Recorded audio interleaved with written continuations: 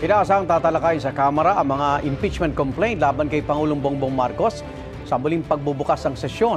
Ang Senado naman na magsisilbing impeachment court, naghahanda na rin sakaling magsabay ang impeachment trial ng Pangulo at ni Vice President Sara Duterte na nauna ng sinampahan ng impeachment complaint.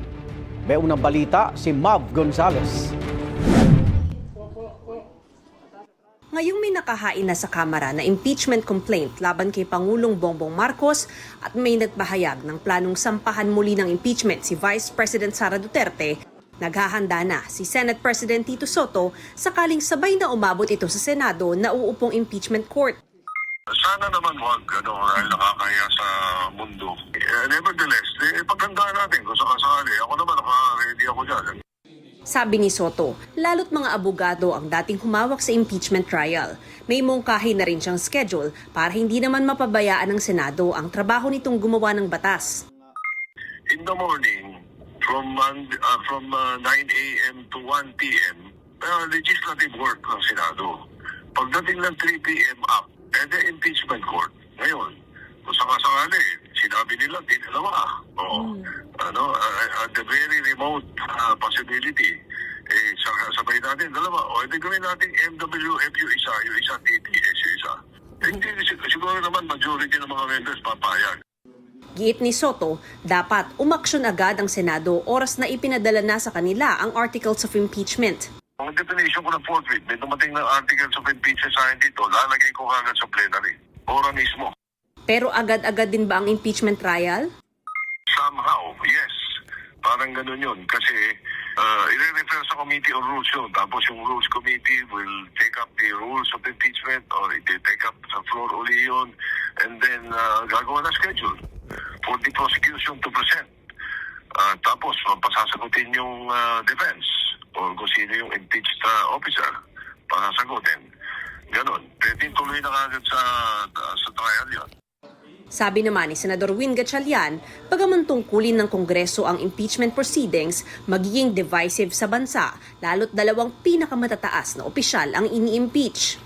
Dapat talagang pag-isipan mabuti ng mababang kapulungan. Tignan mabuti yung ebidensya dahil kung pang politika lang, talaga masisira tayo. Tingin naman niya, walang kredibilidad si dating Congressman Zaldico para tumestigo sa impeachment case laban sa Pangulo. Kung talagang gusto niyong tumulong, dapat matagal na siyang umuwi dito.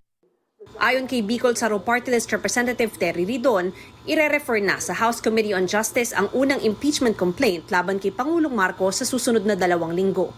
Hindi pa naman tiyak kung ano ang mangyayari sa ikalawa at ikatlong inihain ng Grupong Bayan at ilang dating opisyal ng gobyerno na hindi tinanggap ng Office of the Secretary General dahil wala noon si House Secretary General Cheloy Garafil.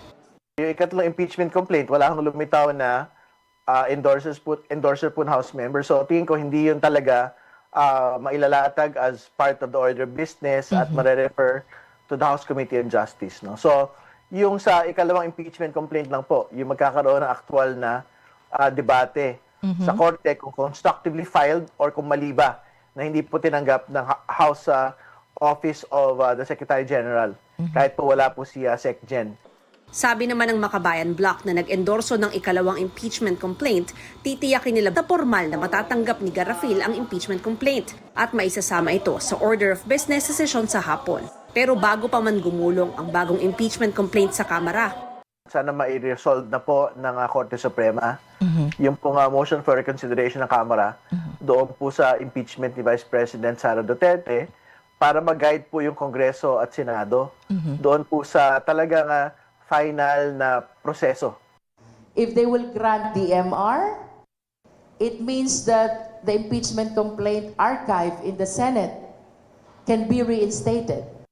But if the decision of the Supreme Court is to deny the motion for reconsideration, it only means that the requirement of notice and hearing for the second mode of impeachment, the one filed by at least 1/3, kahit hindi kailangang tumaan sa Justice Committee, we need to follow the requirement of notice and hearing. Ito ang unang balita. Mav Gonzalez para sa GMA Integrated News.